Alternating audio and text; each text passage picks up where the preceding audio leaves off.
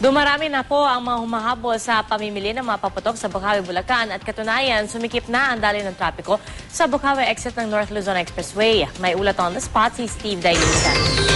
Steve, traffic na? Tama ka dyan, Pia. Ilang oras nga bago natin salubungin ng 2013 ay lalo pang sumigla ang bentahan ng mga paputok at pailaw. Dito naman sa Bukawi, Bulacan, maya't maya, Pia, yung dating ng mga tinuturing na nagla-last minute sa pagbili ng kanilang mga paputok at pailaw. Kaya nga dun sa mga paparito sa bungad pa lamang po ng Bukawi exit ng North Luzon Expressway, may kabagalan na yung usad ng mga sasakyan. Mangyari kasi, Pia, hile-hilera din itong mga tindahan dito na hinihintuan ng mga mamimili na nagla-last minute at umaasa dun sa bagsak presyong paputok. Karamihan, Pia, doon sa mga nagtitinda kanina, nakangiti na, lalo't balik puhunan na raw sila. Bakante na nga yung mga estante at nag-uubos na lamang daw sila ng huling bugso ng kanilang mga supply. Pati yung kanilang mga bodega na ating sinilip kanina, Pia, ilan na lamang yung natira. Yung mga magpuputo ngayon dito masaya at hindi kagaya nung nakarang taon. Maraming magpuputo kaya natira ng mga paninda nila. Ngayon dahil sa mahabang bakasyon, halos ang mga paputok nila naubos lahat.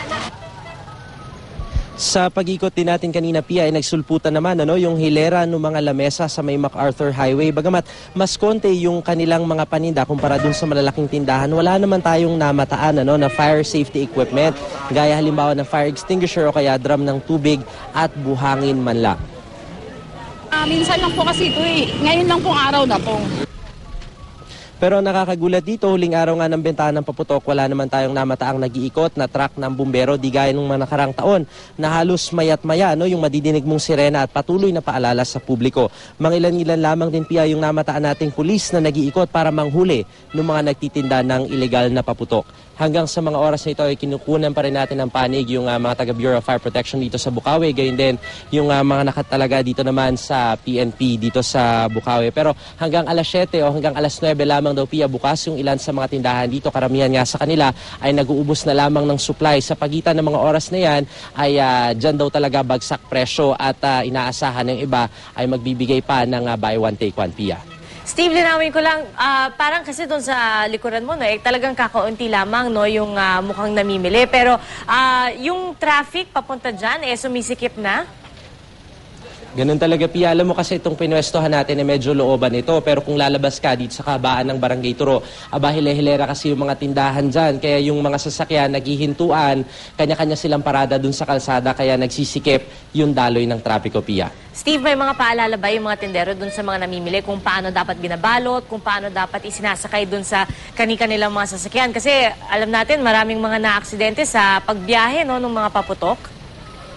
Yan yung isa sa mga tinanong natin kanina dahil, Pia, nung bandang umaga nandito tayo, medyo maulan. Napakadelikado niyan kasi sa kanila na rin mismo galing doon sa mga nagtitinda na kapag nabasa yung mga paputok at nainitan ulit yan, pagmumulan yan ng spark, hindi mo kailangan sindihan kusa raw magsaspark yan.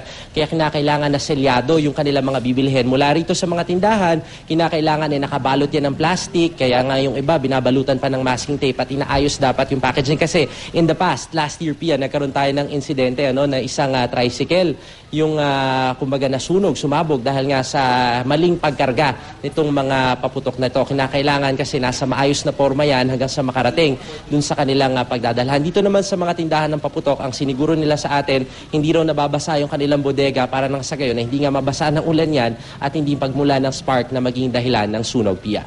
Alright, so Steve, doon sa pag-iikot nyo dyan, nakita nyo, marami naman sumusunod doon sa no smoking, dyan sa paligid ng mga bilihan o tindahan ng paputok. Yan yung isa sa na-observe naman natin kanina, Pia, so far dun sa mga nakaraang araw.